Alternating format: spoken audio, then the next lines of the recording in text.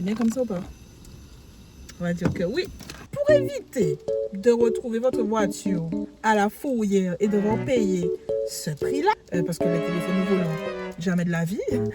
Pour être au téléphone, ça fonctionne pas très bien.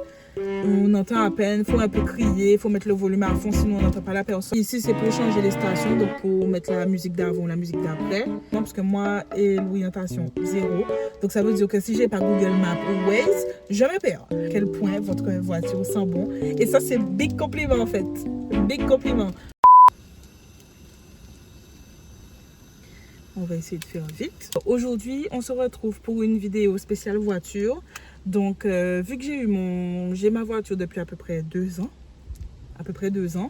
Et quand je venais d'avoir ma voiture, j'étais un peu perdue. Je ne savais pas quel document fallait avoir, quel accessoire fallait avoir. Donc aujourd'hui, on va faire un petit récapitulatif sur ce qui est obligatoire. On va faire ça en 2 parties.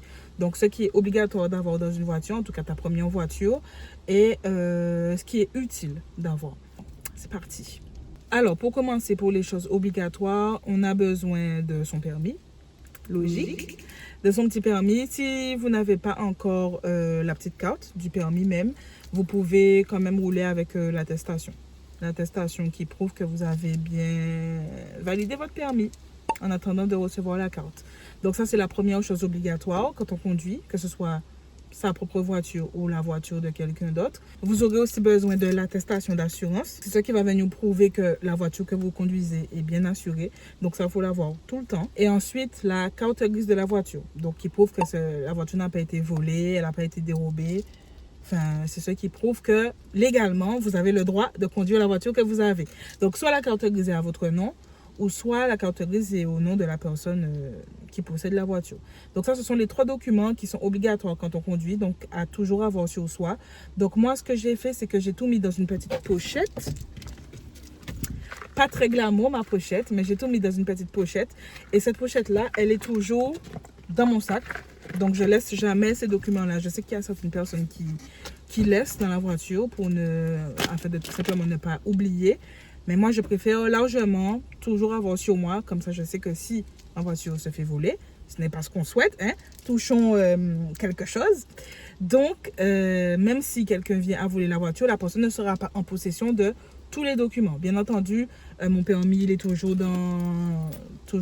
j'allais dire mon wallet. Dans le wallet. Mon permis est toujours dans mon portefeuille. Mais c'est vrai que tous les autres documents, j'ai fait une petite pochette spéciale que je mets tout le temps dans mon sac quand je pars. Voilà, donc ça évite. Donc là, si je ne me trompe pas, c'était vraiment les choses obligatoires quand on conduit. Le reste, c'est utile.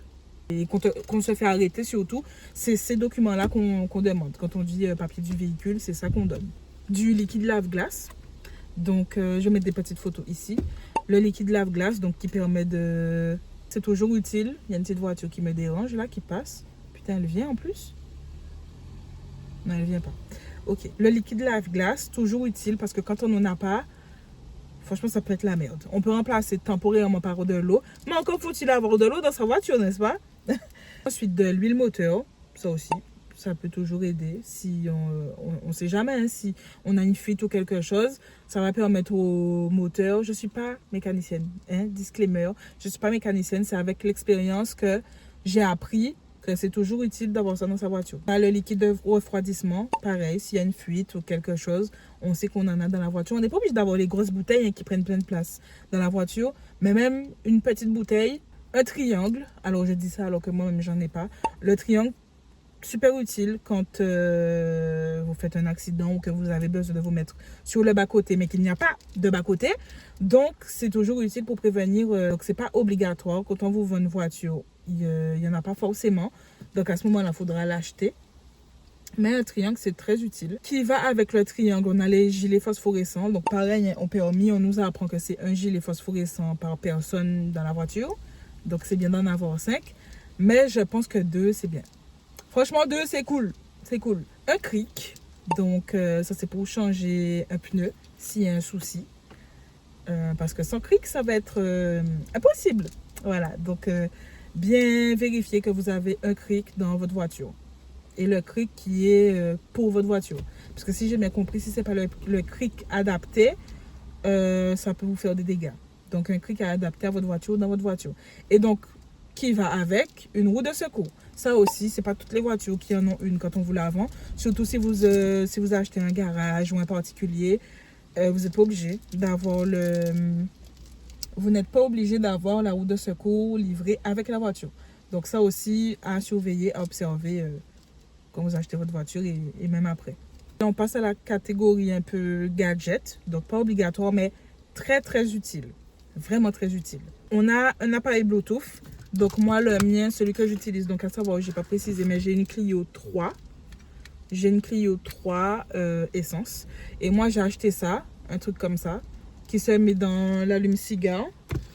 Et en fait, vu que ma voiture ne fait pas Bluetooth, ça me permet de connecter mon téléphone ou des appareils Bluetooth à ma voiture. Donc très pratique pour écouter de la voiture, pour être au téléphone en voiture. Bon, par contre, pour être au téléphone, ça ne fonctionne pas très bien. On entend à peine, il faut un peu crier, il faut mettre le volume à fond, sinon on n'entend pas la personne. Mais ça dépanne. Ça dépanne quand vous conduisez, surtout quand vous débutez. Parce que les téléphones au volant, jamais de la vie. Jamais de la vie. Et puis en plus, le mien, il a... Donc ici, c'est pour changer le volume, diminuer ou augmenter. Ici, c'est pour changer les stations, donc pour mettre la musique d'avant, la musique d'après. Et ici, c'est des ports USB, donc pour charger son téléphone. Bon, malheureusement, ça va pas trop avec mon iPhone 15 puisque c'est plus, j'ai plus le port USB, j'ai le port USB-C. Donc, il faudrait que j'achète un câble spécial pour la voiture. Mais bon, l'autonomie de l'iPhone 15 me va très bien. Ça dure assez bien toute la journée. Donc, pas spécialement besoin de recharger. Mais bon, au moins, c'est toujours utile d'avoir ça dans sa voiture. Ensuite, vous avez un porte-téléphone. Ben, je vais vous montrer le mien. Bon, je vais mettre une petite photo. Donc, moi, j'ai celui-là. Je trouve qu'il est très pratique. C'est vrai que ça peut créer des angles morts pour ceux qui ne sont pas habitués. Moi, franchement, j'ai pris le pli depuis 2 ans. Même au début, quand je venais de commencer, je venais d'avoir ma voiture. J'ai pris le pli très rapidement parce que moi, et l'orientation, 0. Donc, ça veut dire que si je n'ai pas Google Maps ou Waze, je me perds. Donc, ça, c'est un truc très utile. C'est juste devant. Et pareil, ça aide à limiter la manipulation. Enfin, limiter la manipulation au volant. Donc il faut être fort notamment pour pas jouer dedans et tout.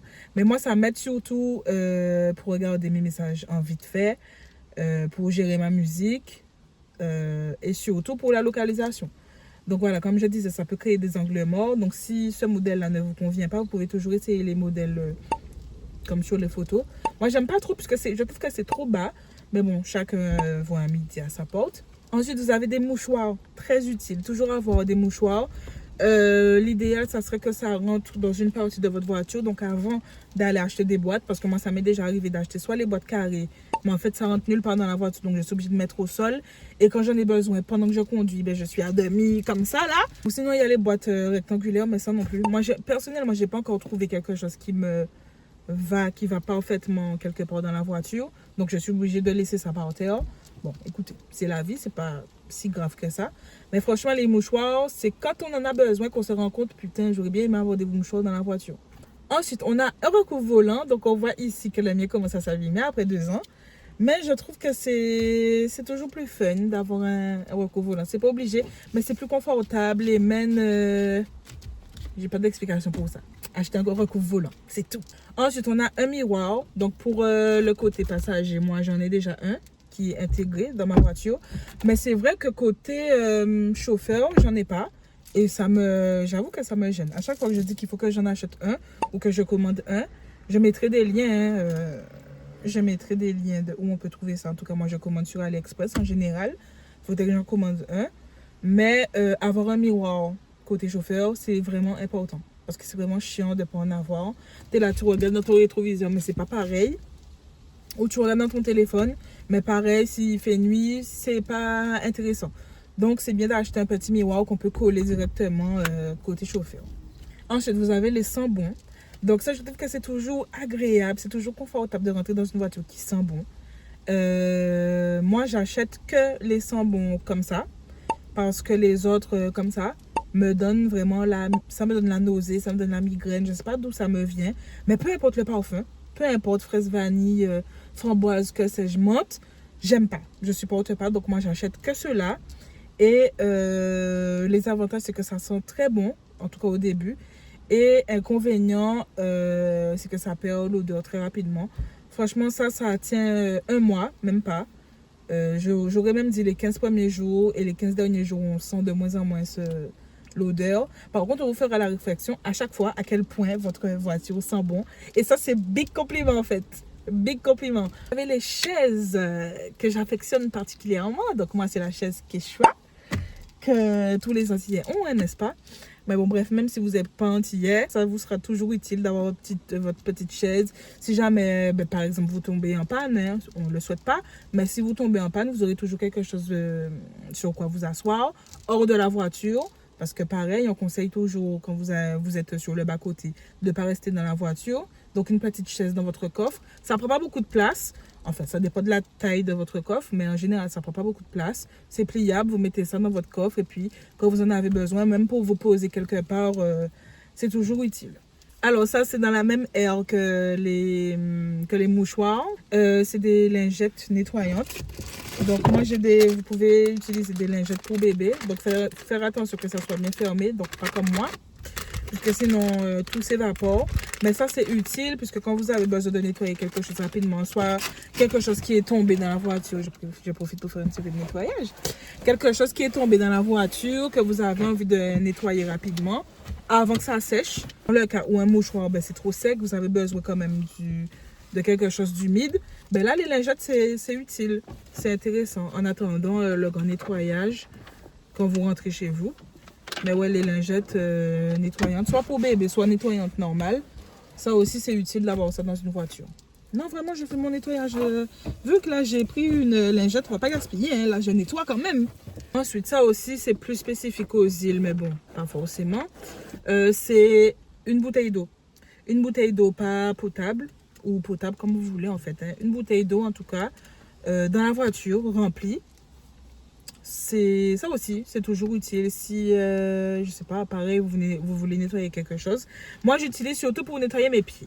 Quand je vais à la plage, que je vais à la mer, et que j'ai plein de sable et que je viens de laver la voiture, par exemple, je me mouille les pieds, je me lave les pieds avant de rentrer dans la voiture. Ensuite, des recouvre-sièges. Que je n'ai pas. Avoir des recouvre-sièges, ça aussi, hein, c'est cool quand quelque chose est tombé dessus, au moins. C'est pas le siège à lui-même qui est abîmé, c'est vraiment le recouvre-siège. Ensuite, vous avez pour le lavage de votre voiture, c'est les chamoisines ou les petits gants à main. Donc ça, c'est à la fin. Quand vous avez fini de laver la voiture pour éviter les traces, vous passez un coup. Ça aussi, c'est cool. Et enfin, pour finir, ça serait un stylo et des feuilles ou un bloc-notes. Donc ça, c'est si jamais vous vous arrêtez quelque part. Faut pas faire ça. Faut pas faire ça. Mais si vous vous arrêtez quelque part où vous n'êtes pas censé vous arrêter, ou une place où vous n'êtes pas censé être, pas les places handicapées, ça c'est interdit. Mais si vous êtes quelque part, je sais pas, moi sur un trottoir, devant une barrière, je sais pas, et vous avez besoin d'aller faire une course rapide et vous revenez dans pas longtemps, pour éviter de retrouver votre voiture à la fourrière et devoir payer ce prix-là pour la récupérer, moi, ce que je fais, ça m'arrive pas souvent, hein, mais quand ça m'arrive, je note, je prends une petite feuille, une petite feuille, avec mon stylo, j'écris mon numéro et puis je mets ça sur mon pare-brise. Alors oui, il y a des inconvénients, puisque du coup, les passants ont votre numéro, c'est vrai. Mais je préfère ça plutôt que ma voiture se retrouve, je sais pas où. Comme ça, au moins, la personne peut m'appeler, savoir où je suis. Je lui explique que j'arrive dans pas longtemps. Enfin, si vous tombez sur quelqu'un de sympa, la personne le fera. Je pense que c'est une majorité des cas. Ou même pour laisser votre numéro sur le pare-brise d'une personne. Enfin, voilà. Peu importe la raison, c'est toujours utile d'avoir un stylo et une feuille, ou un calepin dans votre voiture. Voilà, je pense que j'ai fait le tour pour les choses utiles / obligatoires à avoir dans sa voiture. Je ne dis pas la semaine prochaine, je ne dis pas le mois prochain parce que, ceux qui me connaissent, vous savez ici, moi les vidéos régulières, j'arrive pas. Donc voilà, je vous laisse voter pour la prochaine vidéo. Si vous avez d'autres recommandations, d'autres propositions à faire, n'hésitez pas. Et sur ce, je vous laisse. Ciao!